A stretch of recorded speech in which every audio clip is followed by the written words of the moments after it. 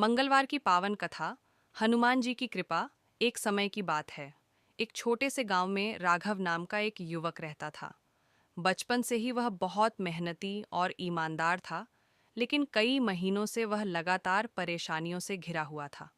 कभी उसकी नौकरी चली जाती, कभी व्यापार में नुकसान हो जाता, और ऊपर से घर में पैसों की तंगी बढ़ती ही जा रही थी। माँ की दवाइयों के लिए पैसे नहीं थे, और राघव खुद भी ही अंदर टूट चुका था। परंतु उसकी माँ हमेशा एक ही बात कहा करती, बेटा, मंगलवार को हनुमान जी की कथा सुनो, उनकी कृपा से हर दुख हल्का हो जाता है। राघव माँ की बात मानता तो था, पर मन में विश्वास कम था।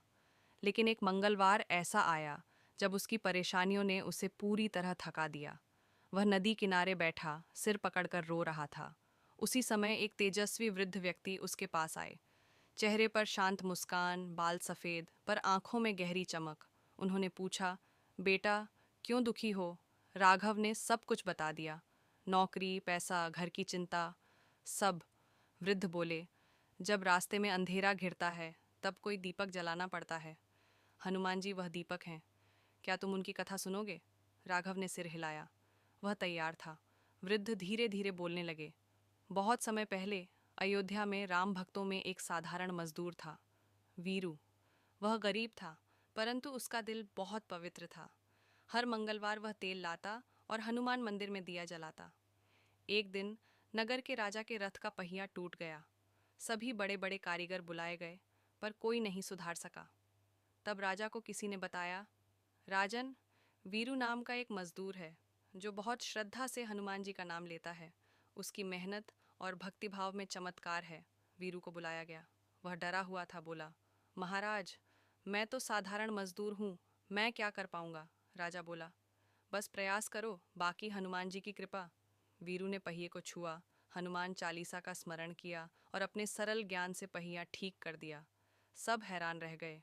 राजा ने उसे इनाम देना चाहा, पर वीरू ने कहा, राजन, मेरे लिए यही काफ़ी है कि हनुमान जी ने मुझे योग्य समझा। मैं एक दीपक भी उनके दिए आशीर्वाद का नहीं चुका सकता। उसी रात वीरू के सपने में हनुमान जी प्रकट हुए और बोले, बेटा, जो मेरी सच्चे हृदय से सेवा करता है, मैं उसके हर संकट का समाधान बनता हूँ। उस दिन से वीरू के जीवन की सारी परेशानी खत्म हो गई। उसे काम भी मिला, सम्मान भी मिला और जीवन सुखी हो गया। वृद्ध ने कथा समाप्त की। राघव का मन हल्का हो गया। वृद्ध ने कहा, पुत्र, संकट कभी इतना बड़ा नहीं होता जितना तुम्हारे मन का डर। मंगलवार को हनुमान जी की कथा सुनो, उनका नाम लो, और फिर देखो, तुम्हारे रास्ते खुद खुलेंगे। राघव उठ खड़ा हुआ।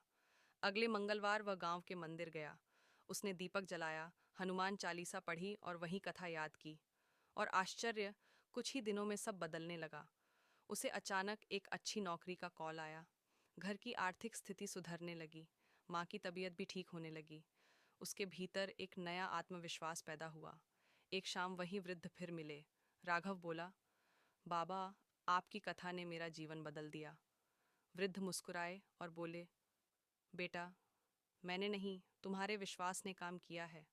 जहाँ विश्वास है, वहीं